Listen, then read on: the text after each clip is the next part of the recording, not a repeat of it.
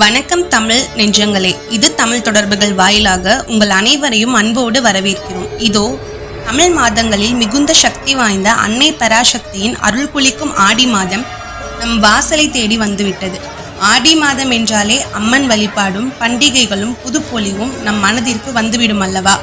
இந்த மாதம் வெறும் ஒரு கேலண்டர் மாதம் மட்டுமல்ல, இது நம் வாழ்க்கைக்கே ஒரு பெரும் திருப்பு முனையாக அமையக்கூடிய ஒரு ஆன்மீக புதையல்.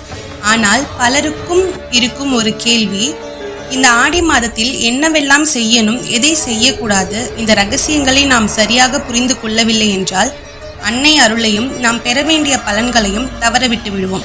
வாங்க இந்த வீடியோவில் ஆடி மாதத்தின் ஆழமான ரகசியங்களையும் நாம் கடைபிடிக்க வேண்டிய ரகசியங்களை தெளிவாக தெரிந்து கொள்வோம்.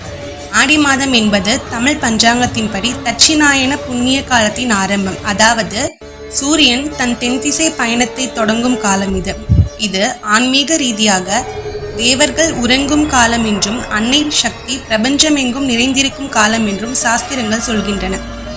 இந்த மாதத்தில் திருவிளக்கு பூஜைகள், அம்மன் வழிபாடுகள், கணபதி ஹோமங்கள் என அனைத்தும் இரட்டிப்பு பலனை தரும்.